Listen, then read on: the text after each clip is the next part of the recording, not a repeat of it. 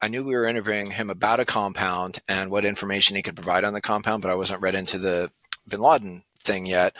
We've got to fly up to Islamabad, or Abbottabad. So fly there from Islamabad in a Pakistani military helicopter, then get in an armored vehicle and drive down to the compound through the crowds, and then get into the compound. And so he's basically made himself a prisoner. And in his bedroom wall, he had taken a screwdriver, and it was made out of stucco, and he drilled a hole in the wall, and you could tell it's like somebody had been just doing circles with a screwdriver because it was wider on one side than the other. That was his entire view of the world at that point, was through this hole in his bedroom wall, which was just fascinating to see and to look out and say, wow, okay, that was his world at this point. Yeah, that doesn't make you want to be a terrorist, does it? No, I was pretty sure that would not be my life choice. If I wasn't clear before, then I definitely was.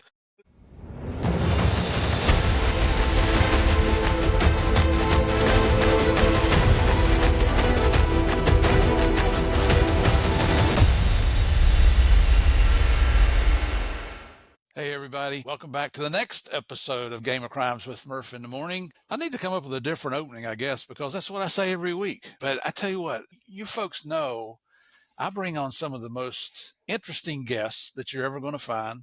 A lot of current and former law enforcement, a lot of former military, other first responders, and occasionally I'll bring in a former bad guy.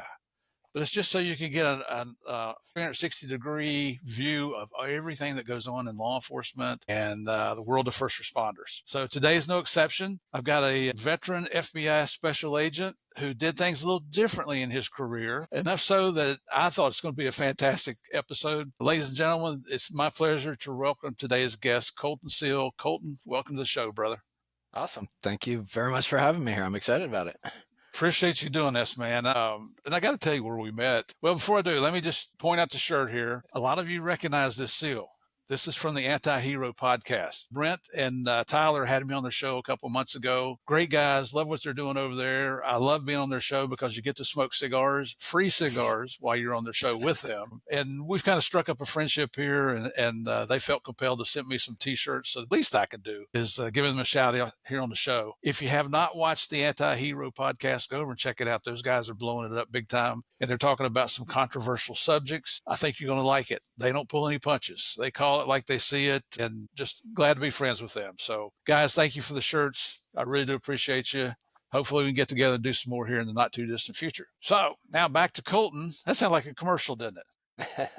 Well, whatever, right? So the way I met Colton is some of you have heard me talk about supporting New England College, which is up in Henniker, New Hampshire. Frank Jones is the criminal justice professor that I first made contact with. He asked me to come and speak to a group of his students that come down to D.C. every year. They bring the criminal justice students down for a week. And man, they get to go on some fantastic things. They're going out in the harbor with the D.C. police. They're going to Secret Service Academy. Now they get to go to the DEA Academy for a tour. But one evening that week on Thursday nights, they have to endure me talking about the Escobar investigation. But it's a hoot for me. I love talking to these young people who are just getting started, trying to figure out what they want to do with their lives and the careers they want to pursue. And it's worth it. To me, it's worth it to do it.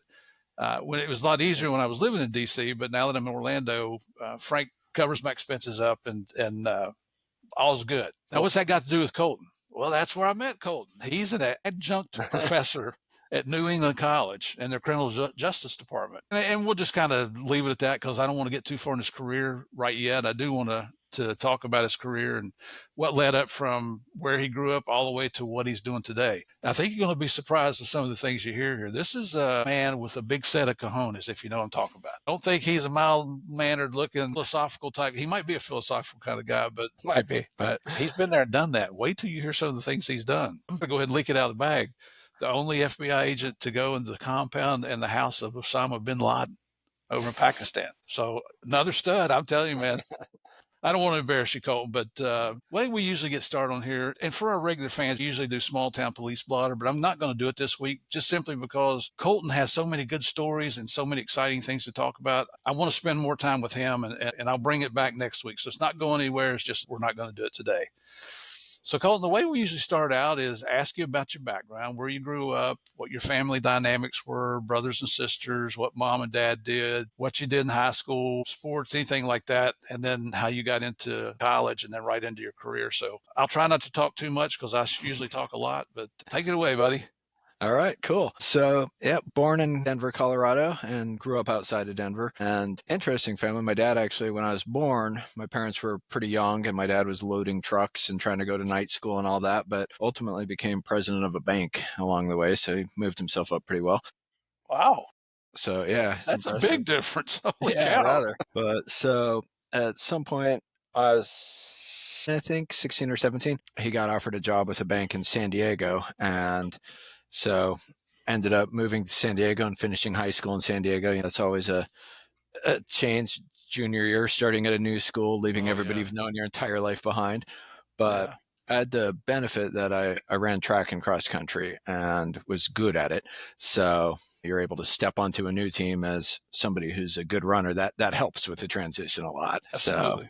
I probably had it a bit easier there than some people do. But I did run all through high school and college and loved that. Did you do like relay races or cross country or all of it? I was an 800 meter runner primarily, but then I do the 4x4 relay and ran cross country because I had to. Basically, wasn't my favorite, but I like being on the track. Good for you, man. Good for I you. like the speed aspect of that. So graduated, and kind of funny story. I literally had no idea what I was going to do after graduation. I applied to one school and I applied to UC Berkeley and actually got in there, except they said, we don't have any housing, so you need to go to UC Davis for a semester until spaces open up in the dorms or whatever at Berkeley. So go over to Davis, started running there, and I was like, I want to stay here. I love it. So kind of accidentally ended up at Davis Cool. and almost accidentally ended up in college because I knew I wanted to go, but I just didn't get the applications. Yeah, understood. So 4 years there in Northern California, absolutely loved it. Great place to be. I was a rock climber, so around a lot of climbing and just all kinds of stuff and skiing and everything you could want outdoors, and a good school. So graduated, stayed there for a while and worked in the California State Assembly for a bit for a research lobbying kind of thing. Hmm. But I wasn't quite ready for work yet, so took off and went to Spain for nearly a year and then came back. Nice. Yeah, that was an adventure. I actually lived in a castle there for a while. My buddy and I found this abandoned castle like out in the middle of La Mancha, and we're like, there's this giant castle. And we're basically sleeping on park benches anyway, so why not live in this abandoned castle? So Wow. that And was the fun. local cops didn't roust you or anything? No, I mean, it was kind of out in the middle of nowhere, and we had a little car and we could drive into town and back out, but nobody ever bothered us there. But I did go Oh, back almost 10 years later, and we're like, let's go find our castle again. And we go find it, and now it's a big tourist place. And I'm like, mm. damn, all these people are touring through my castle. I mean, how cool is that? I don't know anybody that's ever lived in a castle. I mean, it's, even though it's not real comfortable. Yeah, it wasn't the most comfortable, but it was awesome, right? Holy So cow. did Spain and then came back and said, all right, now it's time to get my life on track. I've been playing around here. So applied to grad school and got into University of Chicago and their public policy studies program and got my master's degree there and got into the PhD program in sociology, but ended up dropping out of that after a bit because I went to DC to visit my girlfriend, and a woman who's one of my mentors said, oh, go visit my friend while you're there. So I go visit her friend, who it turns out is a job interview, which I didn't know I was having a job interview. And I show up at the company and he's taking me around to meet all these people. I'm like, I don't know what's happening here, but cool. And then they call me up like 2 weeks later and say, you want a job? And I'm like, sure. Yep. And what Got it. company was that? Can you say? Yeah, it's called SAIC. It's a big Mhm. government consulting firm. So I was doing policy and economic analysis for them, and we got a contract with the FBI. And so I was doing work for the FBI. And my girlfriend at the time kept telling me, you should be in the FBI. And I'm like, all we do is we watch X-Files together, right? That's cool. But guessing the FBI is different than that. I don't know, but I'm pretty sure it is, right? But she's like, you got to, and then I have a contract with the FBI, and now all these FBI agents are being like, dude, you'd be awesome at this. You got to apply. You got to apply. And so I looked at it, and right, like 1% of the people at the time actually made it through the process. So I was like, there's Mhm. literally no harm in putting my application in because I'm not going to get in. 2 years of them doing my background and everything. All of a sudden, I'm at Quantico going, okay, here I am. We'll see how this works out. What were you doing through SAIC with the Bureau that they thought you'd make you a good, that would? It was a project to look at industrial espionage and whether, through all of the publicly reported data that companies have to put out there, could you reverse engineer their process, basically? So if they have a proprietary process, could you steal that based on their inputs and outputs and all the other data that's reported? And we found, yeah, probably you can. Really? I mean, if you're Holy good at it. cow. Yeah. This is a fun project. And I liked going out and talking to people and gathering information from them. And I think that's kind of where they were like, you'd be good at this because you go out and get stuff from people that they don't always want to share, right? It takes special interpersonal skills to get that information. Be a good interviewer. Yeah. So turned out I apparently had those skills. So, What year did you go through the academy? 99. So So that's started in January of 99. yeah. Now, so I went through like when the DEA guys were in the FBI Academy. Of course, we called it Yep. the FBI was in the DEA Academy, but that was just our story. And I lived in those gerbil tunnels and the gerbil cage where you Yeah. never go outside and all that stuff. But I think it was the same for you guys. If you did something that the instructors didn't like too much, they'd make you write a memo to Yeah. atone for your sins. Did you have to write any memos while you were in the academy? I did. It was totally funny though, because I got accused during some defensive tactics class of telling some guy the answer to something. And I'm like, I hate that guy. I literally did. I'm like, I have no idea why he is here. He's going to be a terrible agent. He's completely unlikable. And I'm like, of anybody in the class, he would be the absolute last person I'd give this answer to. I'm going to do it anyway because I don't want to get kicked out, but I'm certainly not doing it for him. But yeah, I had to write some memo for that and accidentally broke his nose later, and it was truly an accident. But you didn't have any remorse, did you? Yeah, but I didn't feel too bad about it. Oh yeah, you got to put those boxing gloves on there. That brings back a memory. I was boxing a guy one day, and Bill Hawker was his name. Rest in peace. Now he got shot in the line of duty, and years later passed away as complications from his wound. But we're boxing, and we were kind of pulling punches because nobody wants to get the snot knocked out of them. And the instructors are all over you. Stop pulling your punches. Hit him, hit him, hit him. Well, I swung, and Bill stepped right into it. Gave him the black eye. So we're boxing, I don't know, a couple weeks later, and I stepped into one of his. To this day, I still haven't seen that punch coming. And after it landed, you could hear everybody in the class go, oh, and then the instructors come running out, and they're like, Murph, you okay? And I can see him, and I can hear him, but I can't get words to come out of my mouth. But he cleaned my clock. But went through the academy was an experience, wasn't it? It was. And for me, right, I'd done like tons of outdoor and sports stuff, and I rode rodeo. So you're accustomed to getting hurt, right? Rodeo is like just a good way to hurt yourself, basically. So I was accustomed to that, but I wasn't accustomed to all of a sudden I was like 30 years old, and all of a sudden discipline being put on me, right? Yeah, you've got to jog in line and all that. And I was like, okay, I'll do it, but this is different than my mentality is accustomed to. Well, now you got to back up and tell us about the rodeo. I didn't know about this. So growing up in Colorado, I was around horses a lot and rode a lot and worked in a Appaloosa ranch. So riding, and then I don't know, I just always loved rodeo. And when I was in my mid 20s, I'm like, I'm going to rodeo school and I'm learning how to ride rodeo. No, there was a rodeo school. Yeah, there's a couple of them in the U.S. And I went to one somewhere in Georgia and one up in Idaho. The Georgia one, I was like, okay, I kind of got this figured out, but now I need some more before I hurt myself a lot. So I went to two of them and just started doing that for a while until I was getting ready to go in the FBI. And I'm like, all right, I've broken enough things. I think I probably should stop doing this. What was your specialty? Bareback. Horses? Yep, bareback horses. Yeah, so it's basically you don't have a saddle. All you have is like a little handle, and your left hand has to be away from the horse, and there's rules relating to spurring and everything. So the horse is much more in control than you are. Yeah. And so you're riding a bucking horse. Yeah. Wow. Okay. And when Did you ever get on a bucking bull? I have, but that's just a whole different thing because the bulls spin and to try to get you off, and the horses buck. So it's you've got to be really good to be able to do both. And I was not good at the spinning part. I would just end up immediately on the ground. Holy cow. Did you win any belt buckles or whatever you win in a rodeo? Nothing big. No.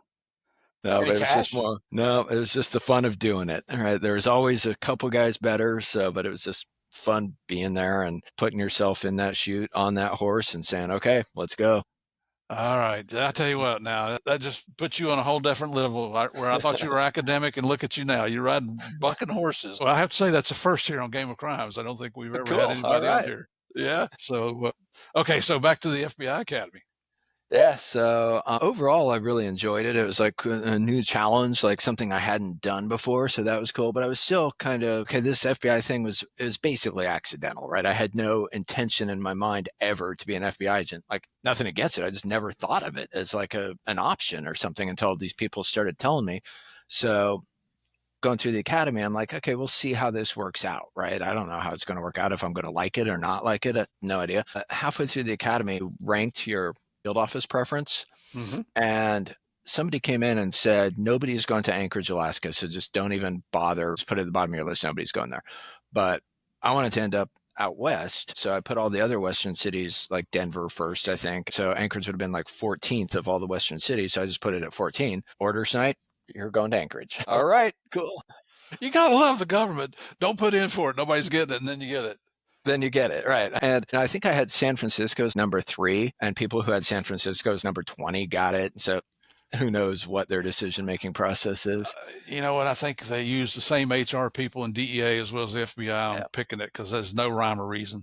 But you guys got to trade, right? Like you could do like... Not when I went through. No, when you went through. Later, when I went through, then they had like their trade night where they'd be like bartering to try to get from somebody else the city that they wanted. Maybe somebody else had a city, right? So it was this whole big thing. So it was kind of cool. And they would let you guys trade around like that? They wouldn't let us, but DEA did. Oh, yeah. Yep. Yeah. So I don't know if it was just a trial thing they did for a little while when I was there or what, but remember it. I'm shocked if they did that, but yeah, we'll have to find out if I'm misremembering or not. But yeah, sure. You probably saw the latest in the news that they're talking about merging DEA and ATF together. Yeah, yeah. So yeah, I wouldn't trade my career for anything, and you probably feel the same, but I don't want to go through that again. They were actually, it was a long time ago, but at one point they were talking about putting ATF under the FBI too. So that seems to have come up. Well, they talked, I think, 2 or 3 times about merging us into the FBI. Yep. And so who knows? Yeah, that made no sense to me because you guys had such a different mission than we did. I was like that, nah. Well, I mean, it's a huge difference because other than the IRS, we're the only single mission agency in the United States government. Yeah. Whereas I think last count, you guys had over 400 crime categories that you were responsible for. Right. There's even one category in there that says if there's a crime committed that's not covered under any of the categories we already have, we're still responsible for that. We're doing that. I think I love it, man. You know what? That's why the FBI is as strong as it is, or was, or however you want to look at it right now. Hopefully still is. Just perception, I think, is different than the reality. But well, that media just skews everything. So had you ever been to Alaska? No, it was one of 2 states that I'd never been to. So wow. I had no idea what to expect. And are you single during this time? So I had a girlfriend who was living with me in Newport, Rhode Island, and orders night was a difficult night because she'd said, I'll go whatever you get. And she was assuming it'd be one of the places at the top of my list. So all good. So there's a little bit of crying when Alaska came up, but ultimately she did go with me. Hey, all right. She absolutely fell in love with it. So leaving Alaska was harder for her than going there, I think. Wow. He's a retired DEA guy named Rick Rambo we had on the show, and he and I stayed in touch, and he lives up there. And his first foreign post was over in the Virgin Islands. And then he went from there to Alaska. And now in retirement, he still lives. He loves it. Yeah, I still think it's the best place there is. It's just the only reason I don't live there is because it's just so damn far away from everything. Yeah. Traveling a lot, that just, it's not going to work. Yeah. What you're doing now, you need a good airport close by. Yeah. But we'll get into that in a minute. So you get to Alaska. I think I read that Alaska is the smallest manned FBI office. Yeah, by far. And it's still now, I think 50 some agents now, but you compare that to New York field office, which is over 1,500 or something. So I mean, it's huge. And when I got to Anchorage, there were only 19 agents there. So it was so small, right? But the largest territory, right? So you have the fewest agents to cover the largest territory. Makes perfect sense. Yep. And as I found out, Alaska, right, has this still does, and it definitely did when I got there, like this Wild West mentality that rules don't really apply to us because we're Alaskan and we can do whatever we want. And there was no shortage of crime, basically. So that made the job interesting, fun. Did you guys? Well, I know you had to work with state and locals because you didn't have that many bodies there, right? Yeah, yeah. So, what are the big crimes that you faced in Alaska? It was really everything. So I started off working more reactive violent crime, and there was a lot of Dominican gangs and stuff had come up, and there's a lot of drugs. And Alaska has the highest drug use per capita, so somebody's got to sell those, right? There was a lot of that, but with the gangs and everything. And then there were violent crimes. There's also a ton of fraud. And ultimately, I moved over and worked fraud for a while and did that. And that was cool because, like you said, working with the locals, I had great relationships with every agency up there. Like I'd fly all over the state with the troopers. If you've ever seen that TV show, Alaska State Troopers, Yeah, right? yeah. Right, those guys do that. They fly by themselves to remote places, and I'd have them fly me. But they had stuff to do, so they'd be like, "Okay, see ya. We'll be back later." Like, cool. I'm in Okay. the middle of nowhere by myself with no idea where to go. so, Wow. so Uh, that was how, how did you get around? I mean, rent a car? no, because you like fly out to some village in the middle of nowhere and there's no hotels, there's no car rental, there's no nothing, anything really. So usually I'd end up on the back of some dude's four-wheeler who was driving by and say, "Can you drive me into the village?" And then I'd find the elders and talk to them, and they'd set it up so I could sleep in. I slept in schools, health clinics. I slept in their abandoned fire station once. I don't know why a village had an abandoned fire station, but they did. So I slept in that one night. So you'd always just bring your bag and your camp stove, and there you were in the village for a couple of days, whatever it took. And Did they feed you? sometimes they would, but I'd usually bring stuff and cook it on my camp stove Mhm. and a bunch of power bars and the like. I'll bet there's not a lot of FBI agents can say they did that. Probably very few, unless you do work outside of Anchorage in Alaska. Wow. Yeah, I'm just thinking about our guys. We might do temporary things where you'd go out and, especially if you're doing jungle labs, you're Right. probably going to take your tuna fish or your Vienna sausages or whatever you get your hands on in a foreign country out there. But wow, I don't know. I just never equated that with the Bureau. Did you guys uh, have many bank robberies up there? Surprisingly, that always did surprise me because there's basically literally one road out of Anchorage. So if you're trying to get away, all you can do is drive north to Canada. So we did stop several people at the Canadian border. If you go south, you just end up on a peninsula and you have nowhere to go. We had it was like literally Friday afternoon. I'd be like, I really want to go home right now. So that means we're going to have a bank robbery. Like clockwork, there's the bank robbery. All right, now we're out all night and all weekend. But I think there was only one bank robbery we didn't solve. Wow. So it's That's a a pretty bad good, idea. yeah, Yeah. and that's a pretty good clearance rate too. Yeah. But Now, I did. Go ahead. no, you go ahead. I want to hear your story. I was just thinking the camping outside made me think of it. So I did have a good relationship with the Anchorage Police Department, and actually I had a desk in their detective unit. So I worked closely with the fraud, but also with their homicide guys. And there's one homicide that we worked on for about a year and actually put a white collar case together on these two brothers who had killed this girl and dumped her body out in the middle of nowhere, kind of in Alaska. But ultimately, we finally found her body, and that was through a conversation I had with one of the brothers and got him to tell me where she was. So we did Wow. find her ultimately, but then we had to camp out for like several days because she'd been dumped out in the middle of nowhere. Then a bear found her and put her body parts. So a bear, if it like wants to eat your arm that day, it picks it up and it carries it somewhere else and eats it. So she's Mm-hmm. now spread all over the place. So it took us days to finish that crime scene. So we got to sleep out in our tents for several days out there. During your time there, was that a big issue of murders of indigenous people up in that area? Yeah. So I think she was part native, but she lived in town and was going to school there, so she wasn't native. But there was the murders in the villages. That's why I spent a lot of time in some of the villages because the troopers had primary jurisdiction over that. But if there was some other factor, we'd get involved. And in Nome, Alaska, a police officer there actually killed a girl. And so we had to get involved in that. And at the same time, about close to 100 other people over the years had disappeared in Nome. And so Wow. now they're worried, okay, are the police actually killing all these people? So then we got involved in that, and they weren't. It was mainly people getting drunk and walking into the ocean and never being found again and the like, or freezing to death out in the tundra or whatever, or domestic issues. But we had to review every single one of those cases and put together a picture of what is actually happening in this village. Holy cow. You read stories, and actually one of our regular listeners, he named Paige, had sent in. I have a Patreon subscriber channel that I do things on a monthly basis, a few different things. Cool. One of those is Q&A, and they can ask me anything. And she'd sent in a question for the March Q&A about the disappearance of women on Indian lands and indigenous folks, like up in Alaska. Yeah. Did you see, are a lot of the victims female, or the majority female? I would say it was probably closer to 50-50. Really? And it's been a while since obviously I worked that, but I remember reviewing all the cases, and a large number of them, surprisingly, actually were men. So it was probably closer to 50-50, at least in Nome. There is an issue like incest and abuse and is really high in the villages. So higher percentage of women victims overall. But when it came to the homicides, it seemed reasonably balanced. And then we worked human trafficking as well, with girls being brought in from the villages and put into prostitution and the like. So that was also problematic.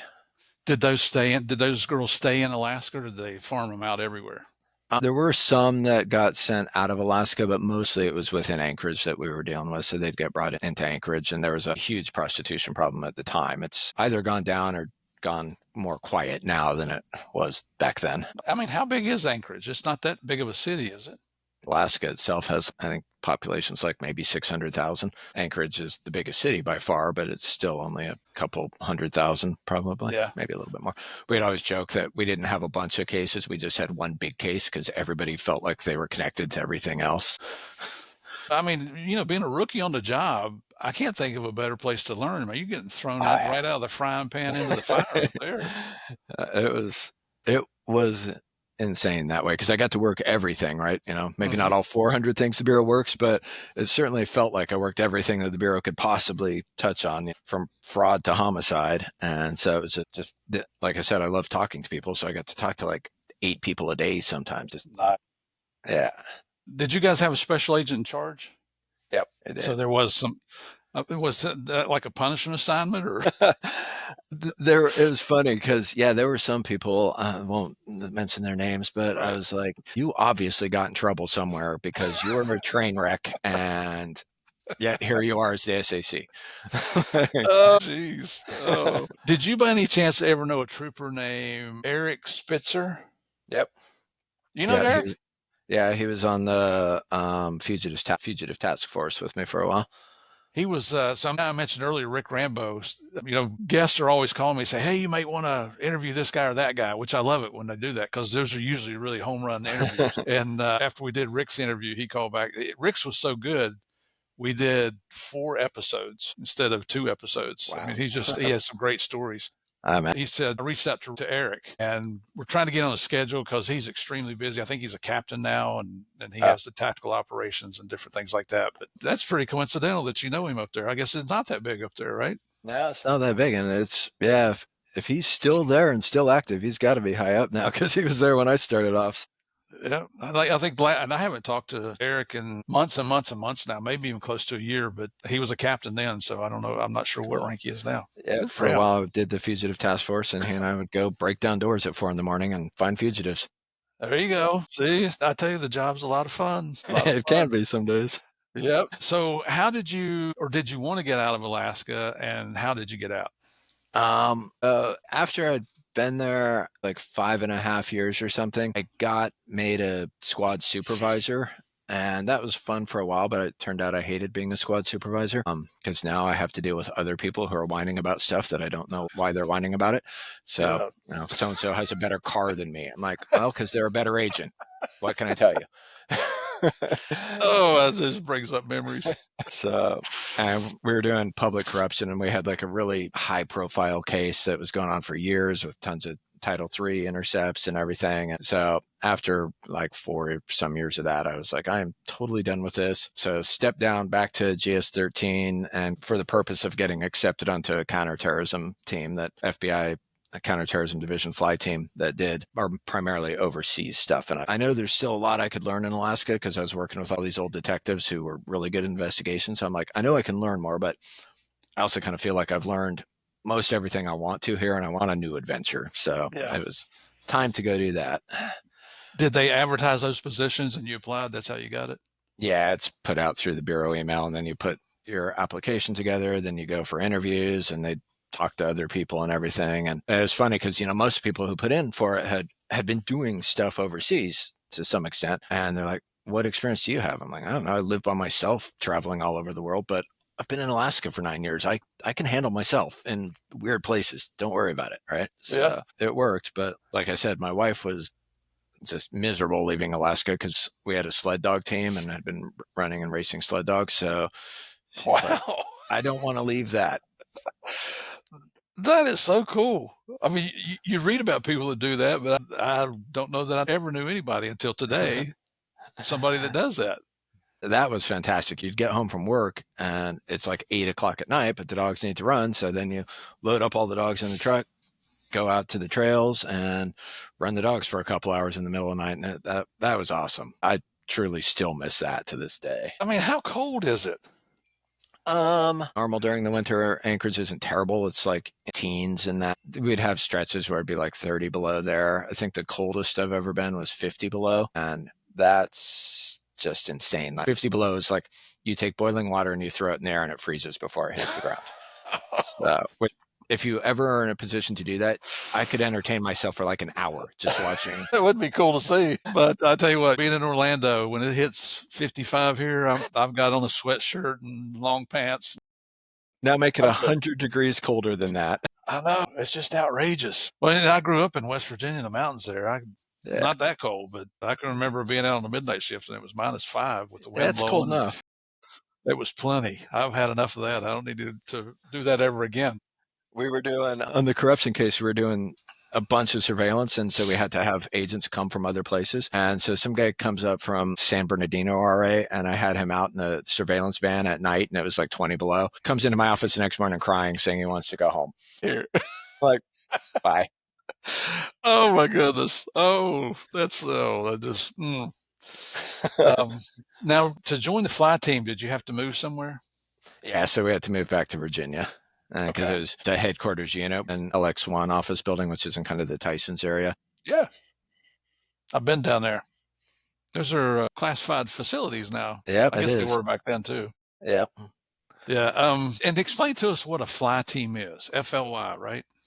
Yep. So basically, it was the flyaway team initially, but the initial concept of it was when something explodes overseas, right, terrorism event, to you jump on an airplane and go and kind of manage that and push for the investigation and everything. But what we found was if you do that, you're way behind the curve, right? You're not there for a day or so, right? So that didn't work. So what it evolved into was us being pre-positioned in places that were basically undergoverned. So there wasn't a lot of U.S. presence, but we needed to be there because stuff was blowing up that was impacting the U.S. And so our job was to make connections with the local intelligence and law enforcement so that we were in with them. And then within that, while we're waiting for stuff to blow up or bad things to happen, was we're always collecting intelligence, sending it back, and collecting evidence on to help push forward other FBI investigations. And usually we were there by ourselves or with maybe one other flight team person, agent or analyst. So Really? yeah. So yeah, it was kind of on you to figure out the U.S. Embassy or consulate. How do I make friends with the people there and get the support that I need to be able to go out and do stuff? Okay. So you would think that would all be set up before they sent you over. I guess not, huh? Not really, because we had kind of agreements with some other agencies like diplomatic security to help us out and with the agency. But on the whole, it was you get there, you create the relationships, right? Because relationships are interpersonal. The FBI and diplomatic security can say, yeah, we're going to work together. But if the DS guy doesn't like you, then it's not going to happen. So, right. And what countries were you? Was there a specific geographical area of the world that you were responsible for? yeah, so my first deployment was Pakistan. And so that was that was a little different mission. There I was doing a lot of interviews of terrorists, like literally every day. In Pretty custody? much. Yeah, in custody. But then I did also get to go to nearly all of Pakistan actually in different investigations or missions. It was kind of a two-part mission, but the interviewing terrorists, that was a fun part. Would they talk to you? Yeah, mostly. Would they're obviously not always going to tell me the truth or tell me everything, but that was actually the really interesting part because we'd all been taught what interrogation looks like or whatever, but what I'd found throughout my entire career actually was everything I'd been taught didn't work very well and very often had the opposite effect than it was supposed to have, right? So me and several other flight team guys at the time were trying to figure out how do we sit down with the terrorists and get them to talk to us? And there are other people in the Bureau working on that as well. But I think we started to figure it out because I was sitting down. I, at the time, couldn't say what exactly I was doing because I just knew we were doing something different, but it was working. I'd walk into a room and maybe within a day or so, I'd have some terrorist tell me all about where he'd stayed and drawing me maps of it and everything. So it was like, it was working and it was fun. Like you said at the beginning, you have an occasional bad guy in your show. I learned absolutely the most from talking to the bad guys, right? Yep, absolutely. Absolutely. That, wow, that's pretty impressive. So, I guess you were in Pakistan for 2 years. Did you live in a specific place? Yes, in Islamabad. Okay. I did have an office in the embassy and that. So we were And in his. they gave you housing? Yep. Yep. Wow. So part of the time I lived on the embassy, we had the Connex boxes. Part of the time I lived in a Connex box, but then I got a house off the embassy compound. That was me and one other guy lived there. It was a gigantic mansion, basically. Don't know why we have this humongous house, but at least it was safe relatively. Yeah. Well, that's the main thing. And for our listeners who don't know what a Connex box is, it's the back end of a tractor trailer that's been converted into living quarters. Yep. Yeah, somewhere. I was over in Kabul, Afghanistan, and saw those, especially over if you remember where the CIA offices were located there on the compound, and they were stacked 3 high. Yeah. I mean, there was a ton of those out there. Yeah, I think ours were about 3 high there then too, because there's so much going on in Pakistan, but God, those things, it feels like it's 120 degrees inside of them, and I can't imagine. Then when hailstorms, all you can hear is just. It's awful. Like people throwing rocks at you. Yeah, I mean, giant boulders falling out of the sky, landing on your Connex box. But oh my gosh, I never even thought of that part of it. Wow. So you're living there. I'm really interested in the Osama bin Laden raid. So we know through history that the military guys launched out of Jalalabad Air Base over in Jabad in Afghanistan, then came over. Were you aware of all that before it happened? I had figured it out basically. So it was kind of funny. I was helping out with some interviews of this guy, but I knew we were interviewing him about a compound and what information he could provide on the compound, but I wasn't read into the bin Laden thing yet. So I didn't actually know who we were looking for in this compound. So it's kind of funny that helping interview this guy, but I started to figure that out. Then some of my buddies who normally would be around at certain times weren't because they were off doing something. And I was like, okay, they're missing. We're interviewing this guy. I know some other people are being interviewed. And then a buddy of mine in the Bureau calls me up and says, hey, SEALs are going to go do a mission. I can't tell you right now what it's about, but what I need you to do is help me set up a protocol for them on how they can go into this compound and collect all the evidence and be sure they know where it came from and all that kind of stuff. So, and that had been my specialty, was the SSE kind of stuff. So kind of put together a thing for him. And then finally, like a couple days before, I'm like, okay, got it. Now I know for sure what's happening here. And then they told us. So I was like, okay, good. I figured it out. I'm proud. So were you able to train the unit on how to, so basically you're talking about a CSI type crime scene investigator. One that's done in the middle of the night at top speed. Yeah. Yeah. Before a response team can get out to you. Yeah. So it's go in, just bag stuff, but you don't want to come out and be like, I don't know where I found this, right? You still want to be able, for intelligence purposes, be able to figure out who was using this computer or whatever, right? So it was being sure that they did that. So I didn't train them directly. I trained my buddy, or gave him kind of the overview of it. And then he was read in and was working with the SEAL team to get them ready for that because he was back in Virginia. So he went and trained them on that. So like a trainer type thing. Yeah. Yeah.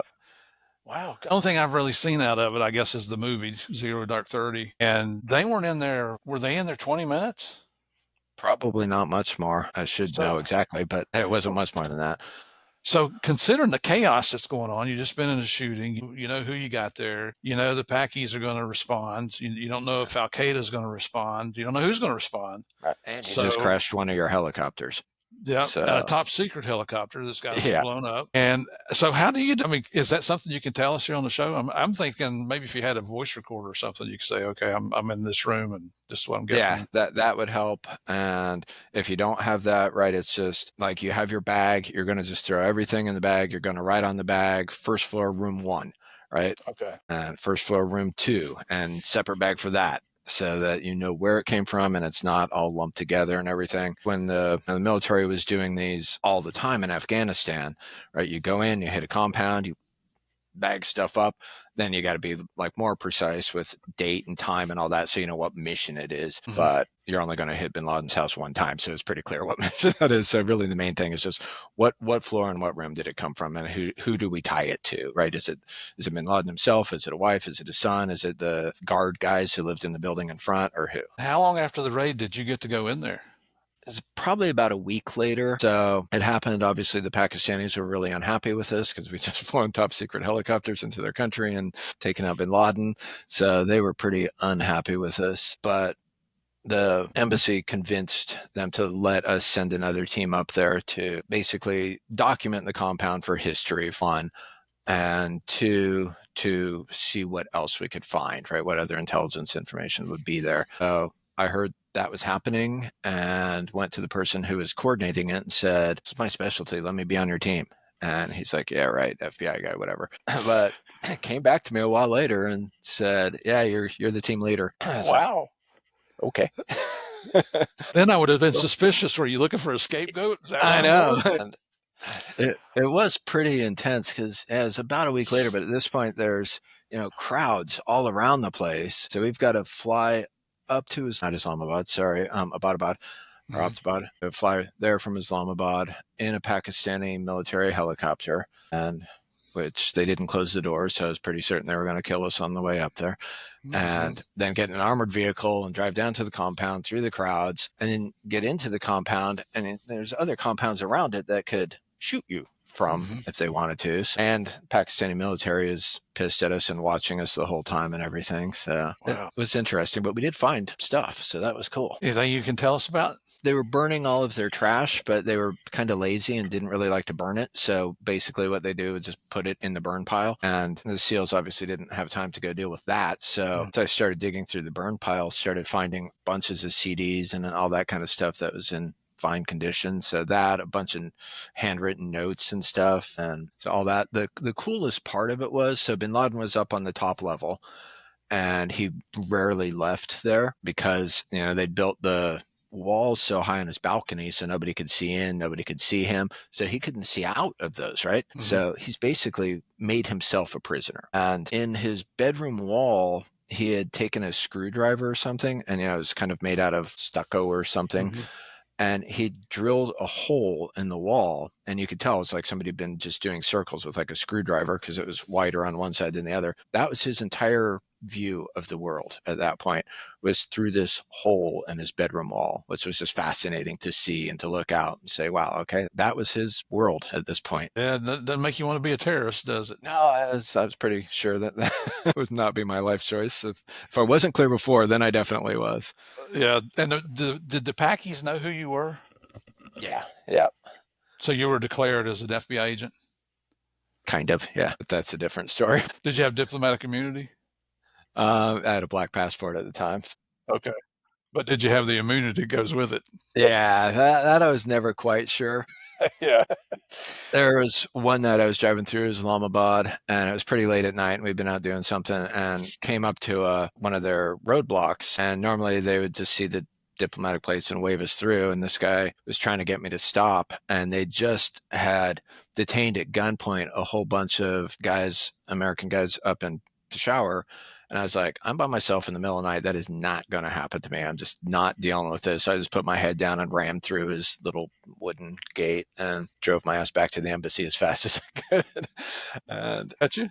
No, I was astonished because right after the gate, there was a guy with a gun there behind sandbags. And I was waiting for that. I don't know if he was asleep or what, probably, because I'm driving like this, just waiting to get shot up. But amazingly, I didn't. Damn, you've had an adventuresome life, buddy. I never knew all this about you. This is pretty It cool. doesn't tend to come up in normal conversation. True. Yeah, true. Hey, gang, this is the end of part 1. Part 2 comes out tomorrow, and you certainly don't want to miss that. In the meantime, just a reminder that Game of Crimes is now posting interview videos on YouTube. You can find those and you can subscribe at Game of Crimes Podcast. Our website is gameofcrimespodcast.com, where you'll find all our episodes, our guest book list, and more. And for more content, join us on patreon.com/Game of Crimes. I have several monthly episodes that range from silly to serious, so come on over and join the fun. In the meantime, everyone stay safe. We'll see you tomorrow for part 2.